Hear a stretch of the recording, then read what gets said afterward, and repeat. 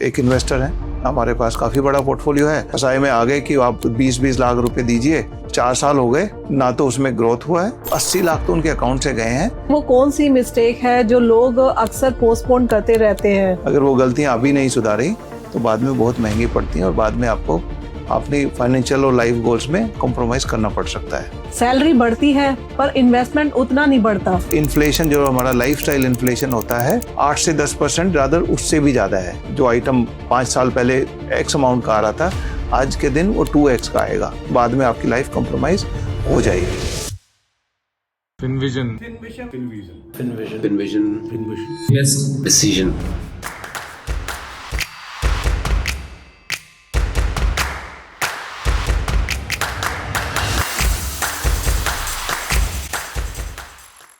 जय हिंद दोस्तों, स्वागत है आपका फिनविजन के एक और इंसाइटफुल एपिसोड में। आज हम बात करेंगे एक ऐसे फाइनेंशियल पैटर्न की जो देखने में तो छोटा लगता है पर आगे चलकर आपकी वेल्थ, सिक्योरिटी और पीस ऑफ माइंड को अफेक्ट करता है। हम बात कर रहे हैं 30s में इन्वेस्टिंग मिस्टेक्स की। आप सोचिए, सैलरी आ रही है, जॉब भी स्टेबल है और एक्सपेंसेस भी मैनेजेबल हो रहे हैं, लेकिन फिर भी 10 से 12 साल के बाद वेल्थ ग्रो नहीं हो पा रही। प्रॉब्लम इनकम में नहीं होती, ये डिसीजन में है। और इस टॉपिक को सिंपल और प्रैक्टिकल तरीके से समझाने के लिए हमारे साथ जुड़ रहे हैं कर्नल संदीप महलवार, जो कि आर्मी वेटरन भी है और 1000+ आर्म फोर्सेस ऑफिसर फैमिली के फाइनेंशियल एक्सपर्ट भी हैं। Jai Hind sir, welcome to the show. Jai Hind Amita. ये टॉपिक बहुत ही इम्पोर्टेंट है क्योंकि 30s की एज में आपकी इनकम स्टेबल हो जाती है और फैमिली भी धीरे धीरे स्टेबल होने लगती है, लेकिन साथ साथ इनकम के साथ साथ आपकी रेस्पॉन्सिबिलिटीज़ भी बढ़ने लगती हैं और आपको फाइनेंशियल टेंशन भी होने लगती है अगर आप ये गलतियां जारी रखते हैं। तो ये कुछ गलतियां ऐसी होती हैं इस उम्र में, क्योंकि यंग एज होती है, आपके एक्सपेंडिचर बढ़ता रहता है, लाइफस्टाइल बढ़ाते रहते हैं हम सब। अगर वो गलतियां अभी नहीं सुधारी तो बाद में बहुत महंगी पड़ती हैं और बाद में आपको अपनी फाइनेंशियल और लाइफ गोल्स में कॉम्प्रोमाइज़ करना पड़ सकता है। आइए इसको सिंपल भाषा में समझते हैं, जिससे कि so that everybody in the armed forces fraternity and otherwise can make use of it. Sir, सबसे पहले हम बेसिक से स्टार्ट करते हैं कि वो कौन सी गलतियां हैं जो कॉमन भी है और डेंजरस भी है। सबसे डेंजरस और सबसे कॉमन मिस्टेक है कि इन्वेस्टमेंट को डिले करना। तो आप जब 30s में हैं एक्चुअली, तो आपने इन्वेस्टमेंट जल्दी से जल्दी स्टार्ट करना चाहिए था। जिस दिन पहली इनकम आई उस दिन आपने स्टार्ट करनी चाहिए। अगर आप 30s में हैं और 30 की उम्र में आपने 15,000 पर मंथ की इन्वेस्टमेंट स्टार्ट कर दी और अगले 30 साल 60 साल तक आप जॉब करेंगे मान लीजिए, तो अगर वो इन्वेस्टमेंट वो इतना कॉर्पस बना देगी कि अगर किसी ने वो 5 साल डिले करी तो उससे बहुत ज़्यादा होगी। तो मान लीजिए 2 ऑफिसर हैं, एक रवि है एक करण है। रवि है 30 साल में अपनी 15,000 की SIP स्टार्ट करता है और 12% रिटर्न बनाता है, तो उसका 60 की एज आने तक उसका तकरीबन 4 करोड़ प्लस का कॉर्पस आराम से हो जाएगा। इसी 4 करोड़ प्लस बनाने के लिए जो करण है, अगर वो 35 से स्टार्ट करता है तो उसको 20,000 में भी नहीं बनेगा, उसको तकरीबन 25,000 पर मंथ इन्वेस्ट करना पड़ेगा। तो रवि जो है, जिसने जल्दी स्टार्ट किया, वो कम इन्वेस्टमेंट पे भी ज़्यादा रिटर्न्स बना लेगा क्योंकि उसको कंपाउंडिंग का बेनिफिट मिलेगा, जो कि करण जिसने 5-7 साल बाद लेट स्टार्ट किया उसको लिए वो ऑलमोस्ट 60% से ज़्यादा पर मंथ इन्वेस्ट करना पड़ेगा, ज़्यादा कॉर्पस डालना पड़ेगा, तब जाके उसकी इतनी वेल्थ बनेगी। तो इन्वेस्टमेंट को डिले नहीं करना, कंपाउंडिंग की पावर को समझना बहुत जरूरी है। जल्दी करें, इन्वेस्टमेंट को डिले ना करें। ये है mistake number 1। And before going any further, in case you have not subscribed to our channel, please do subscribe it and also press the bell button. And also to tell you कि soon we are coming up with a series of episodes जहाँ पे हम armed forces officers के specific उनकी पूरी life cycle, उनकी life stages के हिसाब से कैसे कैसे इन्वेस्ट करना चाहिए, कैसे कैसे अपनी फाइनेंशियल प्लानिंग करना चाहिए, उसकी एक पूरी सीरीज लेके आ रहे हैं। तो सब्सक्राइब जरूर कर दीजिएगा और बेल आइकन प्रेस कर दें, जिससे कि आपको नोटिफाई हो जाए कि आप जब भी वो वीडियो आई आप उसका फ़ायदा उठा सकें। And also don't forget to share it with others in fraternity so that they can also benefit. Sir, ये तो आपने बिल्कुल सही बोला कि हमें स्टार्ट जल्दी करना चाहिए, पर कुछ एक ऐसी चीज भी है जो कि सैलरी बढ़ती है पर इन्वेस्टमेंट उतना नहीं बढ़ता, तो ये कितनी बड़ी प्रॉब्लम बन सकती है? ये भी बहुत बड़ी प्रॉब्लम है कि जैसे जैसे आपकी, अगर हम आर्म फोर्सेस ऑफिसर्स की बात करें तो हमें हर साल DA बढ़ता है और हर साल हमें इंक्रीमेंट भी मिलता है। तो तकरीबन 10 से 12% हमारी पे हर साल बढ़ती है। तो आपने जो इन्वेस्टमेंट 30s में भी स्टार्ट किया या लास्ट ईयर जो स्टार्ट किया वो उस इनकम पे था, उस सैलरी पे था, अभी आपकी इनकम और सैलरी बढ़ गई है तो आपका एक्चुअली इन्वेस्टमेंट भी बढ़ना चाहिए। तो आपकी जो इनकम बढ़ रही है या सैलरी बढ़ रही है, केवल अपनी लाइफस्टाइल और खर्चे ही ना अपग्रेड करते रहें, अपना इन्वेस्टमेंट भी अपग्रेड करना चाहिए। तो आप जब इन्वेस्ट कर रहे हैं, आप छोटी अमाउंट से भले ही आपने स्टार्ट किया है, लेकिन जैसे जैसे आपकी सैलरी बढ़ रही है आपने इन्वेस्टमेंट को भी बढ़ाना चाहिए। अगर आज नहीं बढ़ाएंगे आप तो आपको कंपाउंडिंग का बेनिफिट नहीं मिलेगा और आप लॉन्ग टर्म में फिर पछताएंगे, क्योंकि आपकी ये विंडो ऑफ अपॉर्चुनिटी है इन इन्वेस्टमेंट वो आप मिस कर जाएंगे, तो बाद में आपने लाइफ में कॉम्प्रोमाइज करना पड़ेगा। सर एक और चीज जो काफी लोगों के साथ होती है, इन्वेस्टमेंट तो स्टार्ट हो जाती है पर डायरेक्शन क्लियर नहीं होती, तो ये कितनी बड़ी प्रॉब्लम बन सकती है? ये भी बहुत बड़ी प्रॉब्लम है कि जब ये आप इन्वेस्टमेंट करें तो उसको किसी गोल के साथ अटैच करें। जैसे कि आपने इन्वेस्टमेंट स्टार्ट किया 30s में, मान लो आप स्टार्ट कर रहे हैं तो आपके कुछ गोल होंगे। पहला गोल हो सकता है कि 5 साल बाद गाड़ी खरीदनी है, आपने गाड़ी अपग्रेड करनी है। आपके बच्चे अभी पैदा ही हुए हैं और छोटे ही हैं तो 18 साल बाद उनकी एजुकेशन है। तो इन सब गोल के लिए जब आप स्टार्ट किए हो तो आपके गोल्स भी अपग्रेड होते रहते हैं, गोल्स चेंज होते रहते हैं, आपकी रिक्वायरमेंट चेंज हो सकती है। और मान लीजिए आपने SIP स्टार्ट करी या इन्वेस्टमेंट स्टार्ट करी, शॉर्ट टर्म गोल के लिए आप ऑब्वियसली FD में जाएंगे या डेट फंड वगैरह में जाएंगे, जिसमें आपको स्टेबिलिटी मिलेगी लेकिन ग्रोथ उतनी शायद ना मिले। तो अगर वो आपका वो गोल चेंज हो गया या गोल अचीव हो गया और इन्वेस्टमेंट चलता रहा तो लॉन्ग टर्म में आप अपनी वेल्थ को कॉम्प्रोमाइज कर रहे हैं। तो उसको रिव्यू करते रहें टाइम टू टाइम और उसको रेगुलरली अपने गोल्स के हिसाब से, लाइफ में गोल चेंज हो सकते हैं, आज आपकी ज़रूरतें कुछ और हैं, कल को कुछ और ज़रूरत होगी, तो उसके हिसाब से उसको अलाइन करें। शॉर्ट टर्म में रिस्क ना लें और लॉन्ग टर्म में आप एग्रेसिव एसेट्स में जाएं जो शॉर्ट टर्म में वोलेटाइल हो सकती हैं लेकिन लॉन्ग टर्म में ग्रोथ दें, उन एसेट्स को प्रेफर करें। उस हिसाब से अपने पोर्टफोलियो को रिव्यू करते रहें, इन्वेस्टमेंट को रिव्यू करते रहें, अपग्रेड करते रहें, उनको मॉनिटर करें और लगे रहें। वो एक तरीका होता है।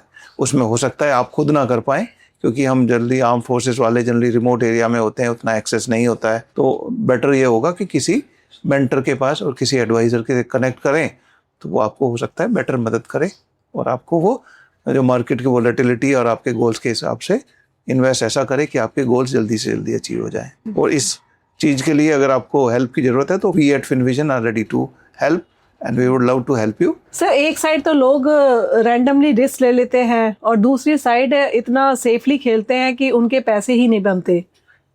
यस, ये एक दूसरी प्रॉब्लम है, specially for the salaried class और for the people in the armed forces. हमें लगता है सेफ मीन्स बेस्ट, तो लोग इसलिए लोगों का पैसा FD में पड़ा रहता है, सेविंग्स अकाउंट में ही पड़ा रहता है, वो FD भी नहीं करते क्योंकि उनकी पोस्टिंग भी फील्ड वगैरह में आती रहती है, एक्सेसिबिलिटी नहीं होती। आज के दिन फिर भी वो ऑनलाइन चीज़ें अवेलेबल हैं लेकिन लोग उसमें भी कंफर्ट नहीं होते, तो उनको लगता है कि DSOP बेस्ट है। यस, DSOP PF गुड है, लेकिन बाकी इन्वेस्टमेंट आप अगर लॉन्ग टर्म का इन्वेस्टमेंट है आपने ग्रोथ की तरफ देखना है, ना कि FD की तरफ। केवल FD या रिकरिंग डिपॉजिट में ही सीमित ना रखें अपने आप को, क्योंकि आज के दिन आप धीरे धीरे इन्वेस्ट करके FD में लाख 2 लाख अगर कमा भी लिए, क्योंकि आपका इन्फ्लेशन तो जारी रहता है और इन्फ्लेशन जो हमारा लाइफस्टाइल इन्फ्लेशन होता है वो 8 से 10% ज़्यादा, उससे भी ज़्यादा है। अगर हम एजुकेशन इन्फ्लेशन की बात करें तो तकरीबन 12% है, हेल्थ केयर इन्फ्लेशन 12% से भी ज़्यादा है और लाइफस्टाइल इन्फ्लेशन हमारा सबका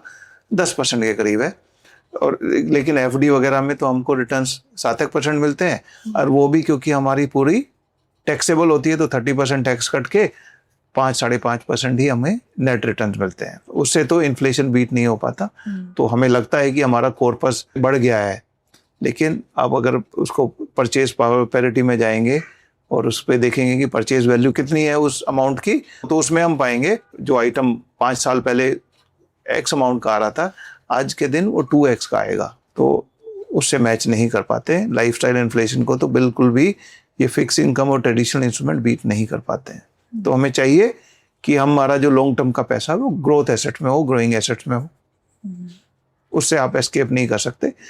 आज के दिन आप कंफर्टेबल और सेफ फील कर सकते हैं restrict yourself to traditional FDs and all, बाद में आपकी लाइफ कंप्रोमाइज हो जाएगी। तो अपनी रिस्क एपेटाइट को समझे और एग्रेसिव एसेट्स में जाएं। सर आजकल इन्वेस्टिंग इन्फॉर्मेशन हर जगह मिलती है, सोशल मीडिया हो गया, आपका ऑफिस डिस्कशन हो गया, रील्स हो गई, व्हाट्सएप ग्रुप हो गया, इतनी सारी इंफॉर्मेशन अगर हम ले तो क्या ये प्रॉब्लमेटिक हो सकती है? Yes, too much of information is also a problem, and these days this is very and quite common. कि लोग जो है हर्ड मेंटेलिटी में आ जाते हैं, जो पॉपुलर मीडिया है या फाइनेंशियल सो कॉल्ड इन्फ्लुएंसर्स हैं, वो आपको इतनी इन्फॉर्मेशन देते रहते हैं कि आपको लगता है कि यही बेस्ट है। जैसे कि अगर हम बात करें, आज से कुछ साल पहले लोगों को लगता था कि अगर बिटकॉइन में इन्वेस्ट नहीं किया तो वो नुकसान उठा लेंगे, लेकिन आज के दिन बिटकॉइन काफ़ी गिर गया है और काफ़ी वोलेटाइल है, और इंडिया में तो रेगुलर भी नहीं है, रेगुलेटेड भी नहीं है, और इन ए वे लीगल भी नहीं है। फिर आते हैं कुछ लोग कि so called blue chip stocks में इन्वेस्ट कर लो, आईटी स्टॉक्स खरीद लो। लोगों ने वो खरीदे, उसमें भी नुकसान उठाया।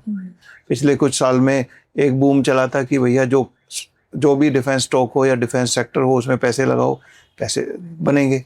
लेकिन कुछ लोगों ने तो पैसे बनाए इनिशियली जो इन्वेस्टेड थे, बाकी ने नुकसान उठाया।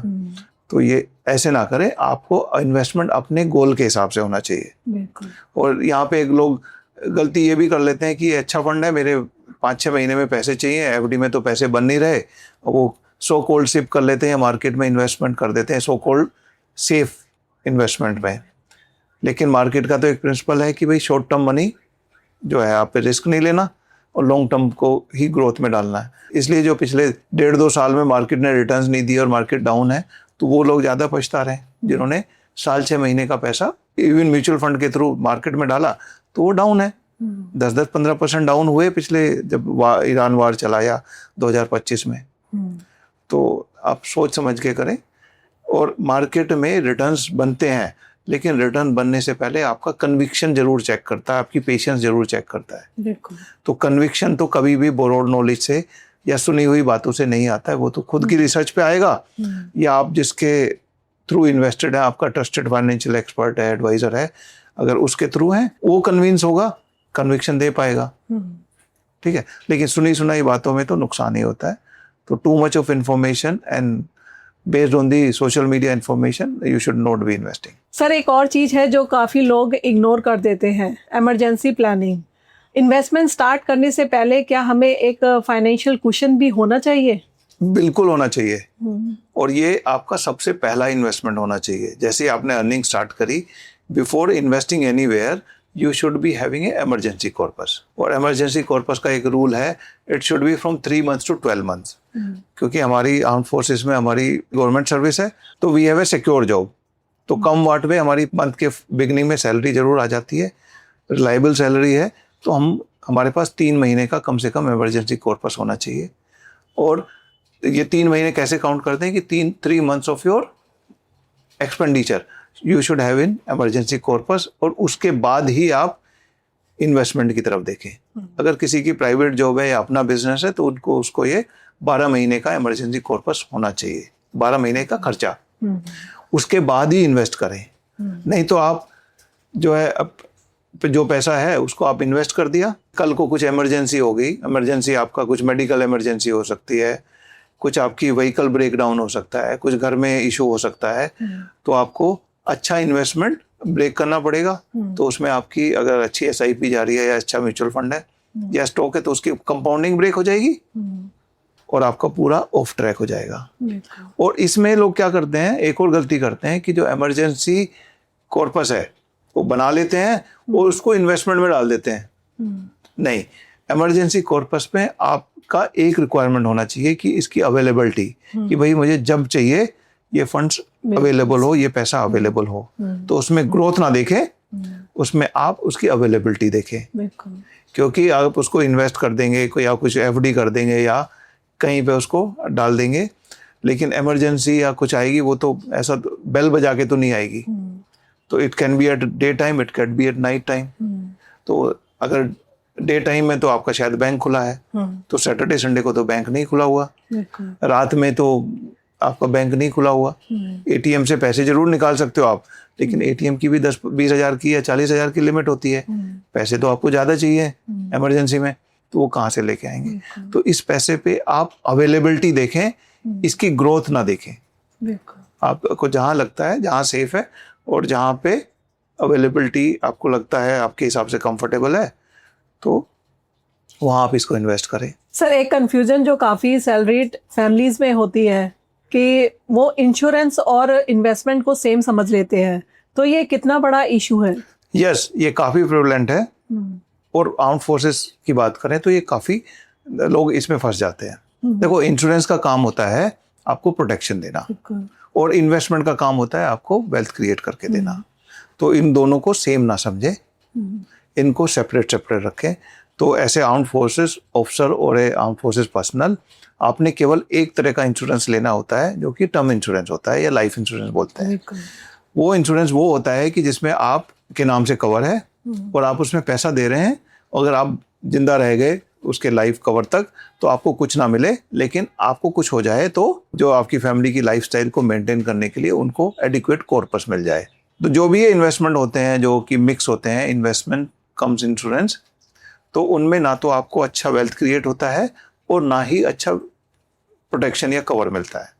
तो इन दोनों को सेपरेट रखें। इंश्योरेंस के लिए एक टर्म इंश्योरेंस ले, प्योर टर्म इंश्योरेंस ले, और इन्वेस्टमेंट के लिए आप ग्रोथ इंस्ट्रूमेंट देखें जिसमें इक्विटी म्यूचुअल फंड एक अच्छा इंस्ट्रूमेंट है, उसमें आप जा सकते हैं। क्योंकि किसी भी आप इंश्योरेंस कम इन्वेस्टमेंट प्लान की अब अगर आप रेट ऑफ रिटर्न देखोगे तो 5.5-6% से ज़्यादा नहीं है अक्रॉस ऑल इंश्योरेंस इन्वेस्टमेंट। जो मिक्स इंस्ट्रूमेंट है उनका 5-6 से ऊपर किसी का भी एक्चुअली नहीं है। मैं आपको एक एग्जांपल दूं, जैसे कि हमारे पास एक इन्वेस्टर है, हमारे पास काफ़ी बड़ा पोर्टफोलियो है, लेकिन विडो है। जब उनके पैसे आए तो उनको जिस भी बैंक में उनका अकाउंट था तो उनके जो भी वहाँ पे स्टाफ था उनके फसाई में आ गए कि आप 20-20 लाख रुपए दीजिए अगले 5 साल और उसके 1 साल बाद आपको 7 लाख रुपए हर साल मिलते रहेंगे।